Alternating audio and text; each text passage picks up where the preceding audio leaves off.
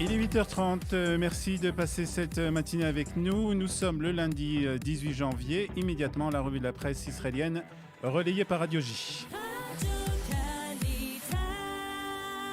Et oui, c'est Olivier Granilly qu'on retrouve à Jérusalem. Et ce matin, Olivier, à la une de la presse israélienne, la détresse des directeurs d'hôpitaux. Ils craignent de ne pas pouvoir faire face au nombre croissant de malades graves du Covid-19. Ce n'est pas une nouvelle vague, c'est un tsunami. C'est le titre du Yediot Ahronot ce matin, citant les équipes des services Corona dans les hôpitaux. Et ces mêmes infirmières, médecins décrivent ce matin le quotidien au sein de ces services. Les malades se succèdent les uns après les autres.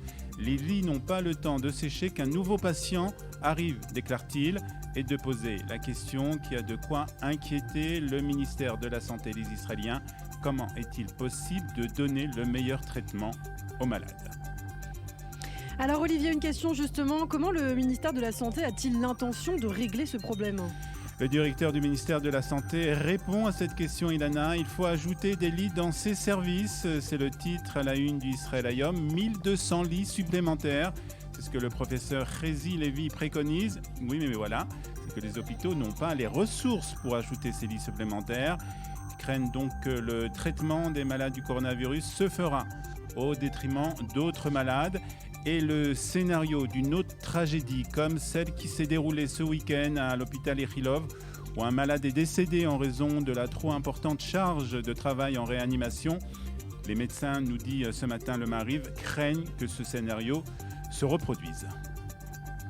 Et malgré cette situation d'urgence, une certaine frange de la population israélienne continue de ne pas respecter les restrictions très sévères de ce troisième confinement. Tout à fait, la 12e chaîne en a parlé hier soir et le Yediot Ahronot en parle aussi ce matin. La situation dans certains quartiers orthodoxes de Jérusalem ou de Bnei Brak est insupportable. Yair Cherki de la route Shtemesre a parlé hier de plusieurs dizaines de Talmudei Torah qui ont ouvert leurs portes alors que l'ensemble du système scolaire israélien est fermé.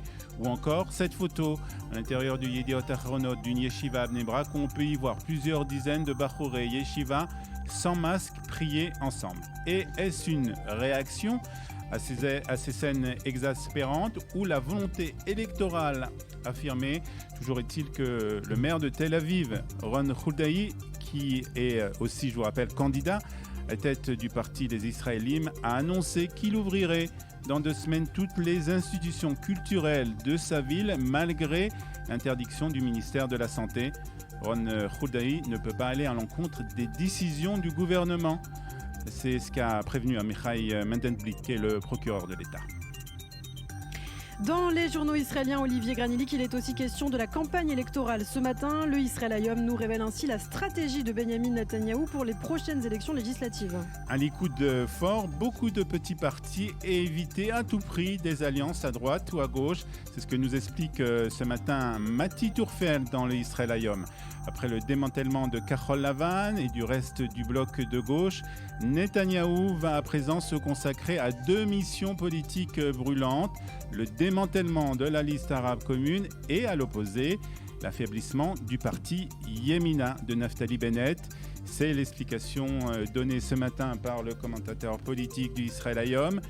Binyamin Netanyahou est prêt à prendre ce risque. Sans cela, les chances d'atteindre une coalition à 61 sièges sont presque impossibles pour lui, conclut ce matin Mati Tourfeld. Et puis on l'attendait depuis 2 ans, la police israélienne a enfin un nouveau chef. Le numéro 1 titre ce matin le Israël Hayom. Le numéro 1 de la police titre ce matin le Israël Hayom. Il s'agit de Yaakov Shabtai qui a été nommé à ce poste par le ministre de la Sécurité intérieure, Amir Ohana. Une nomination qui a été hier validée par le gouvernement. Et puis hier aussi, lors de la cérémonie d'intronisation qui a eu lieu en comité restreint à cause du coronavirus, mais en présence tout de même de la mère de Shabtai. C'est d'ailleurs elle qui a remis le plus haut grade de la police à son fils. « Je t'ai fait beaucoup de problèmes lorsque j'étais petit. Le moment est venu que tu sois fier de moi », a déclaré le nouveau chef de la police en s'adressant à sa maman.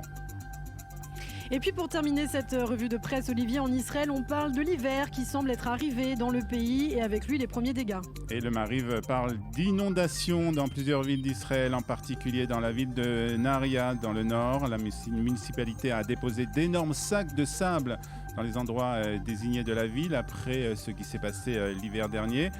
On a mesuré 50 mm de pluie dans la ville. Le record d'hier est détenu par la ville de Maalot, dans le nord d'Israël aussi, où sont tombés près de 104 mm d'eau. Et ce n'est pas encore fini, puisque les météorologues, Ilana, prévoient de la pluie jusqu'à au moins vendredi.